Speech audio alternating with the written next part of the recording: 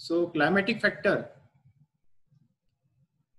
that is the one of the important ecological factor. Now, firstly, before that, we have to know what are the ecological factors, how they are playing role in the ecology. Now, if we see the ecological factors,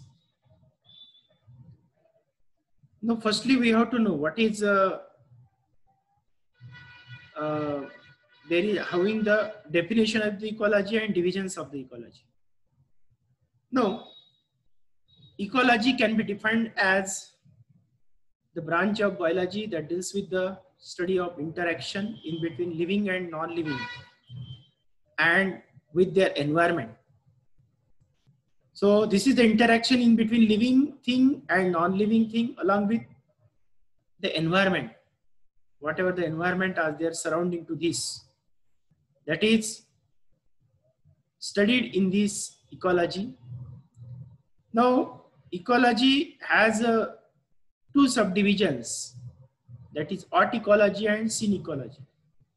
So art ecology means the branch of ecology that studies an individual organism, including its life history and behavior as a means of adaptation to the environment.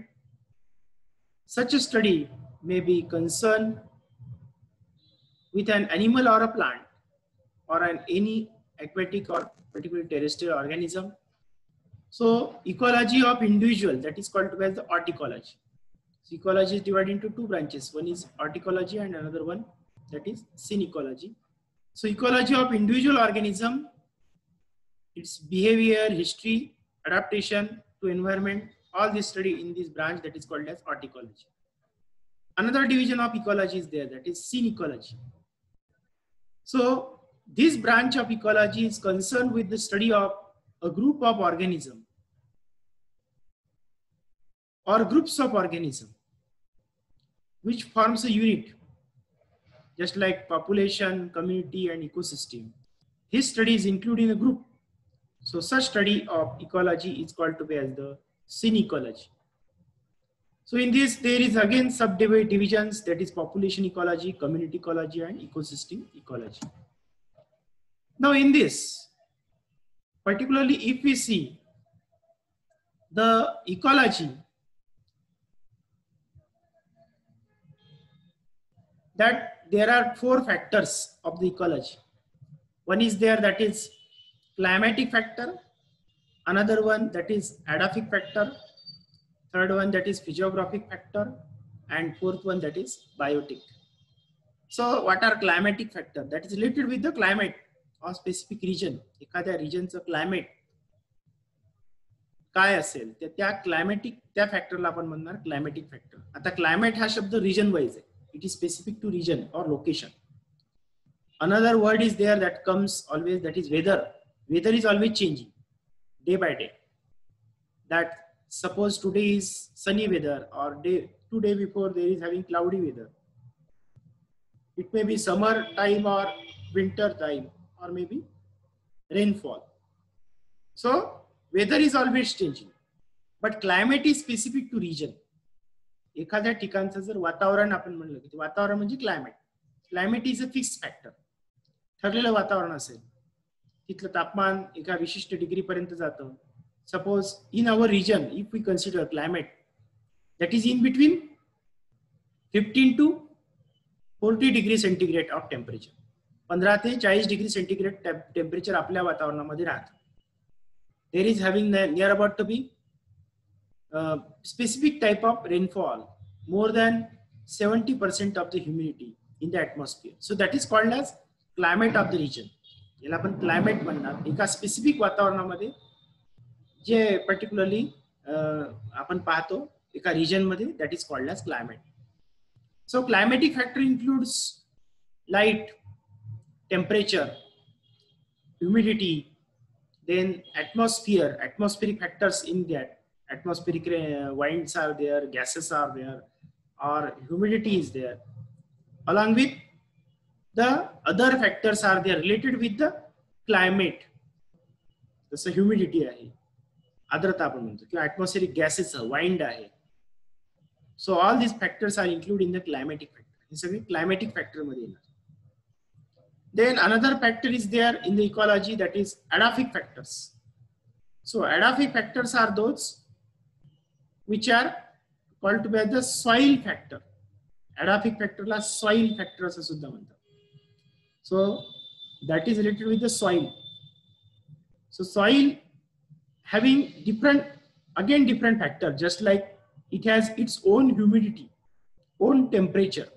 आता climatic factor पेक्षा याचं थोडं वेगळं आहे. सॉइलला स्वतःचं temperature आहे, क्लायमेटचं temperature वेगळं, सॉइलचं temperature वेगळं. त्यानंतर त्याची स्वतःची त्याला ह्युमिडिटी आहे, ओन ह्युमिडिटी. ह्युमिडिटी म्हणजे आर्द्रता, मातीमध्ये असणारी आर्द्रता, जमिनीमध्ये असणारी आर्द्रता ही वेगळ्या प्रकारची असते, वातावरणामधली आर्द्रता वेगळी आहे. So that is called to be as the soil factor. मग सॉइल फॅक्टर मध्ये काय येणार? Soil profile, soil component and soil formation. All these factors are included in the adaptive factor. हे adaptive factor मध्ये येणार, related to soil only. Then third one, that is physiographic factor.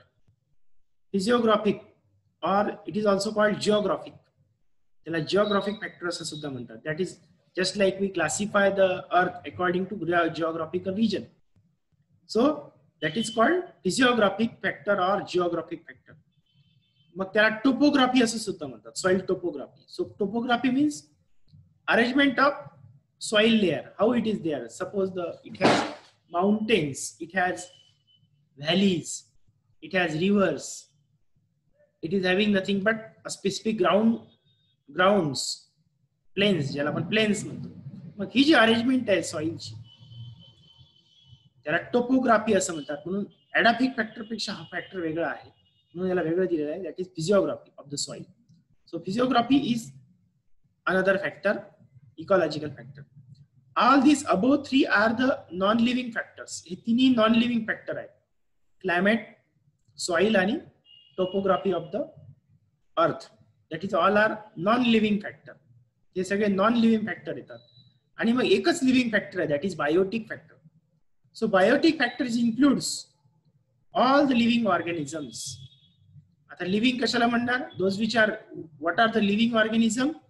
Living organisms are those which are nothing but showing characteristics of the living, जे सजीवाचे गुणधर्म दाखवतात.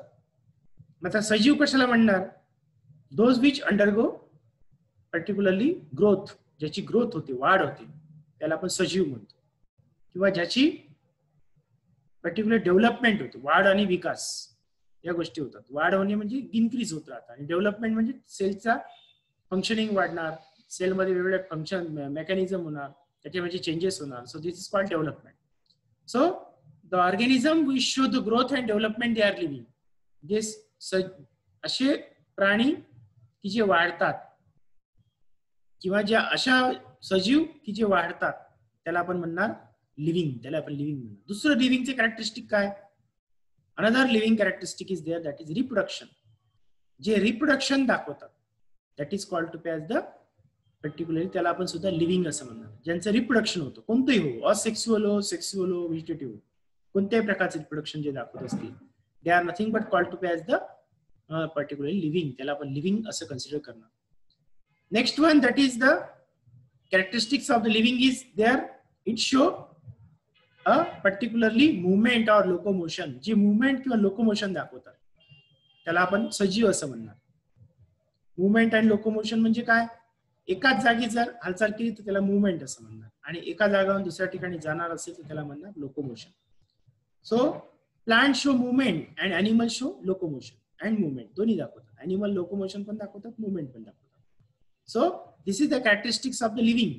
त्याला आपण living असं म्हणणार. एखादी गोष्ट जर आपण कन्सिडर केली तर काय, समजा आपण टेबल आपण कन्सिडर करा, तर टेबल हा नॉन लिव्हिंग आहे, कारण टेबलची वाढ होत नाही, टेबल रिप्रोडक्शन करू शकत नाही, आणि टेबल मुवमेंट दाखवू शकत नाही, जोपर्यंत त्याला आपण हलवणार नाही तोपर्यंत. So that is called again a non living, म्हणून त्याला नॉन लिव्हिंग म्हणणार. So living characteristic has those which show growth, development, reproduction along with movement और लोकोमोशन. त्याच्या व्यतिरिक्त आणखी काही कॅरेक्टर्स आहेत, those which showing nothing but sleeping, fearing, या सगळ्या कॅरेक्टर्स आहेत लिव्हिंगचे, जे घाबरतात किंवा झोपतात, त्या सगळ्यांना सजीव असं म्हणणार. Okay, so biotic factors include the organisms which are nothing but called to be as the those which show the त्याला आपण कसे कोणते ऑर्गॅनिझम्सला बायोटिक म्हणणार, those which starting from bacteria, bacteria are living,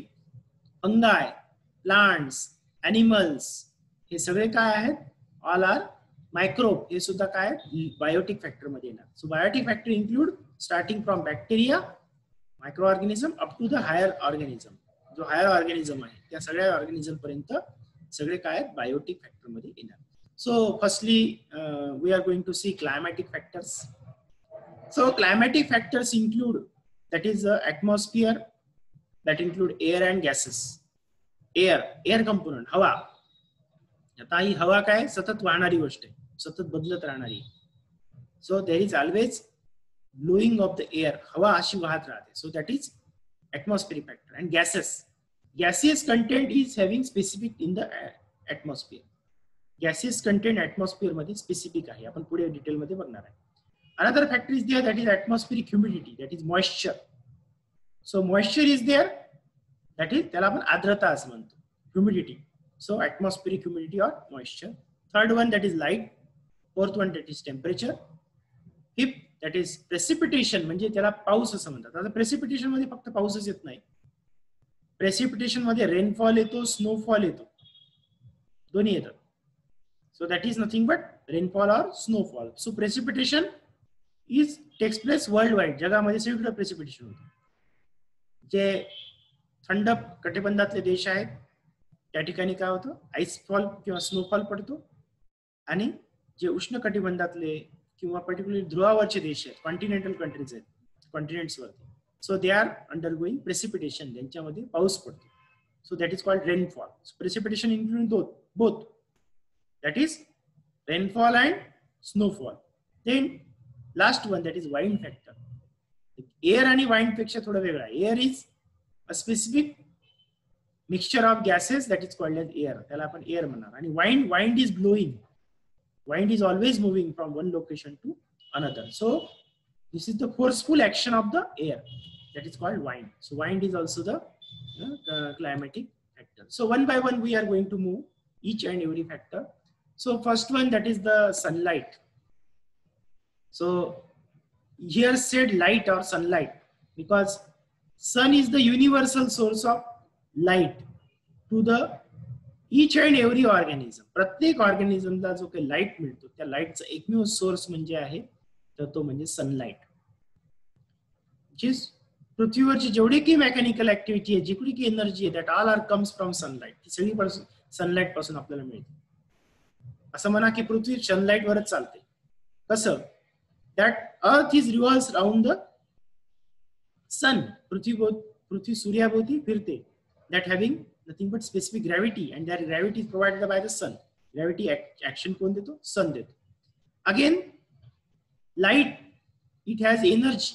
light मध्ये एनर्जी आहे, whatever the energy is there. ना if you see the light spectrum, जर आपण लाईटचा स्पेक्ट्रम जर पाहिलं, it is starting from near about to be the different light, त्याच्यामध्ये light wavelength आहे, that is considered in the nanometer. त्याला आपण नॅनोमीटर मध्ये कन्सिडर करतो. Just like we see visible spectrum in between the 600 to 700 nanometre, 600-700 नॅनोमीटरचा आपण visible spectrum असं म्हणतो. So in this having specific light, मग IR आहे, इन्फ्रारेड आहे, along with the short waves आहेत, रेडिओ वेव्हज आहे, मॅग्नेटिक वेव्हज आहेत, then along with UV radiation आहे, UV वेव्हज आहेत. So all these different light waves are coming on the earth. पृथ्वीवरती सतत येत राहतात. On which only the visible light is pass through the ozone layer of the अर्थ. पृथ्वीचं ozone जे कवच आहे, ओझोन कवचामधून, ओझोन लेअर मधून फक्त विजिबल लाईट पास होतो. बाकी सगळे लाईट काय होतात, रिफ्लेक्ट होतात. IR असेल किंवा UV असेल. UV is absorb by the ozone. Ozone त्याला UV ला ऍब्सॉर्ब करून घेतो. Only very small amount of UV light is come on the earth, that is non harmful. तो नॉन हार्मफुल आहे. काही प्रमाणात IR आणि काही प्रमाणात UV लाईट पृथ्वीवरती पोहोचतात. बाकीचे सगळे जे लाईट वेव्हज आहेत that is nothing but reflected by into the atmosphere. वातावरणामध्ये सगळे रिफ्लेक्ट केले जातात बाय द अर्थ ऍटमॉस्फिअर. वातावरण, पृथ्वीचं जे वातावरण आहे त्या वातावरणामार्फत सगळे सनलाईट बाकीचा रिफ्लेक्ट केला जातो. So light has again life in an ecosystem is strongly affected by the sunlight, and light has a factor. Light मध्ये फॅक्टर्स आहे. मग कोणते फॅक्टर आहे? One is there, that is intensity of the light. So intensity म्हणजे त्याची तीव्रता किती आहे सनलाईटची. जसं आता पाहतो की आता थोड्या दिवसापासून, कालपासून परवापासून ऊन तापायला सुरुवात झाली, उन्हाळ्यासारखी परिस्थिती वाटायला लागली. म्हणजे काय? Intensity of light is increasing. So in our Indian climate असं म्हणतात की आपल्या भारतीय वातावरणामध्ये संक्रांतीनंतर, मकर संक्रांतीनंतर तापमान वाढत जातं आणि उन्हाळ्याची सुरुवात व्हायला लागते. म्हणजे हे काय? That is the intensity of the light is increasing. आता कधी इथपासून उन्हाळा सुरू होईल तर जून पर्यंत जवळपास इंटेन्सिटी चांगली असते सनलाईटची. जून नंतर पुन्हा इंटेन्सिटी सनलाईटची कमी कमी होत जाते. पुन्हा ऑक्टोबर नोव्हेंबर पर्यंत सगळ्यात कमी असते. डिसेंबर महिन्यात आणखी कमी असते आणि पुन्हा जानेवारी महिन्यापासून पुन्हा इंटेन्सिटी सनलाईटची वाढते. That is in between 21st of June up to the 22nd of December and 22nd of December to up to 21st of June. या दरम्यान काय होतं? वातावरण बदलत राहतं. उन्हाळ्यासारखी परिस्थिती 21 जून पर्यंत जवळपास उन्हाळ्यासारखं गरम वातावरण असतं. So that is nothing but having higher intensity of light. म्हणजे लाईटची इंटेन्सिटी ही काय? That is always changing. ही सतत बदलणारी आहे. पृथ्वी काही प्रमाणामध्ये हिवाळ्यामध्ये सूर्यापासून थोडी दूर जाते म्हणून लाईटची इंटेन्सिटी कमी राहते आणि उन्हाळ्यामध्ये पृथ्वी सूर्याच्या थोडी जवळ येते. So due to that what happen, there is always changing the intensity of light. म्हणून त्यामुळे वातावरणामध्ये बदल होत राहतात. Okay. So another one that is the daily duration. Day duration आपण ज्याला म्हणू शकतो, डेली ड्युरेशन. डेली ड्युरेशन सुद्धा काय होतं? चेंज होतो. It is always changing. जसं हिवाळ्यामध्ये जर बघा, सूर्य उगवण्याची जी वेळ आहे ती 7च्या पुढे, 7, 7:15 वाजता सूर्य उगवतो. आता नॅचरली सूर्य कधी उगायला पाहिजे? 6 वाजता आणि मावळायला कधी पाहिजे? 6 वाजता. परंतु याच्यामध्ये बदल होतात. हिवाळ्यामध्ये 6:30, 6:45, कधी कधी 7. डिसेंबर महिन्यात तर आपण पाहिलं 7:10, 7:15 सूर्योदय होतो. आणि सूर्यास्त कधी होतो? In case of sunset in the winter that is 5:15, 5:30 किंवा 5:40 पर्यंत जवळपास होतं. म्हणजे सूर्यास्त होतं 5:45 होतं, 6च्या आधीच होऊन जातं. So the length of the day period if we see that is short in case of winter. हिवाळ्यामध्ये लहान दिवस असतो आणि उन्हाळ्यामध्ये मोठा दिवस असतो. So it is having longer day. आता 24 दिवस तर 24 तासाचाच आहे, त्याच्यामध्ये काही बदल होणार नाही. बदल कुठे होतो? सूर्य उगवण्याची वेळ आणि मावळण्याची वेळ यामध्ये. Means the sunrise time and sunset time that is always changing. ते प्रत्येक वेळेला बदलत राहतात. आता सूर्य उगवण्याची वेळ आता अर्ली होत चालली. 7:15 उगवत होता, 7:10 आला, मग आता हळूहळू 7 होईल, 7चा 7:45 होईल, हळूहळू 6:30 होईल, 6:30 6:15 होईल. आणि उन्हाळ्यामध्ये मार्चमध्ये बघा तुम्ही, एक्झॅक्ट ऑन द 23 मार्च 23 मार्चला जवळपास काय असेल? सूर्य 6 वाजता एक्झॅक्ट उगवतो. म्हणजे exact on the particularly at the right time, and it will be nothing but sunset up to 6 PM exactly. Sunset सुद्धा 6 ला होईल. म्हणजे इक्वल डे आपण ज्याला म्हणतो. 21st of March and 23rd of September. They are the equal day of the year. वर्षाचे equal दिवस आहे, सारखे दिवस आहे. समान रात्र समान दिवस असतो त्या 2 दिवसामध्ये वर्षभर. बाकी इतर दिवशी कमी जास्त असतं. So day duration is always changing. That is another factor which is responsible in the ecology. Third one, that is angle of incidence of the sun. Sunlight चा अँगल कसा आहे त्याच्यामुळे सीजनल चेंजेस होतात. जसं आता सध्या आपल्या भागामध्ये आता उन्हाळा सुरू होणार आहे, पण जर आपण वेस्टर्न साइडला पाहिलं, western hemisphere particularly southern hemisphere मध्ये, so there will be the starting winter. ते विंटरला सुरुवात झाली. आपल्याकडे उन्हाळा सुरू झाला, तिकडं हिवाळा सुरू झाला. म्हणजे बदल झाला. आणि ज्या वेळेला आपल्याकडे हिवाळा असतो त्यावेळेला तिथे उन्हाळा असतो. So birds are always moving. हे कशामुळे समजतं की पक्षी मूव्ह होतात. पक्षी एका वातावरणातून दुसऱ्या वातावरणामध्ये जातात, एका देशातून दुसऱ्या देशामध्ये जातात. जिथे उन्हाळा असेल, जिथे वातावरण त्यांच्यासाठी पोषक असेल, अन्नधान्य असेल, अशा ठिकाणी ते मूव्ह होतात एका कॉन्टिनेंट पासून दुसऱ्या continent. So angle of incidence of the sun is always changing. तो सतत चेंज होत राहतो आणि due to that it create the seasonal changes. त्यामुळे सीझनल चेंजेस होत राहतात. So competition for the light is an important selective factor in many environment. प्रत्येक environment मध्ये कॉम्पिटिशन फॉर लाईट साठी जी कॉम्पिटिशन आहे is an that is the important selective factor. हा एक महत्वाचा फॅक्टर आहे in case of many environment. वेगवेगळ्या वातावरणामध्ये सुद्धा लाईट इंटेन्सिटी हा एक डिटरमाइनिंग फॅक्टर आहे इकॉलॉजीमध्ये. कारण त्या लाईट इंटेन्सिटीवर ठरतं की तिथलं व्हेजिटेशन कसलं असलं पाहिजे, कुठलं त्या ठिकाणचं प्लांटमध्ये ते प्लांट कशी असायला पाहिजे, त्याची पर्टिक्युलरली त्याची हाईट असेल किंवा तिथल्या प्रकारचं स्पेसिफिक व्हेजिटेशन असेल, it determined by the light, action of light. So the light intensity determine here the different type of vegetation. वेगवेगळ्या प्रकारचं व्हेजिटेशन डिटरमाइन करण्याचं काम कोण करतो? लाईट फॅक्टर करतो. So light is detecting that. Then photosynthesis is driven primarily by light in the blue and red regions of the spectrum. Photosynthesis सुद्धा काय होतो? प्रायमरीली ड्रिव्हन होतो, म्हणजे ऍक्टिव्हिटी त्याची होते that is by the light in the blue and red region. आता generally plant जे आहेत ते ब्ल्यू लाईट आणि रेड लाईट ऍब्सॉर्ब करतात because it has a higher energy. त्याच्यामध्ये एनर्जी जास्त आहे.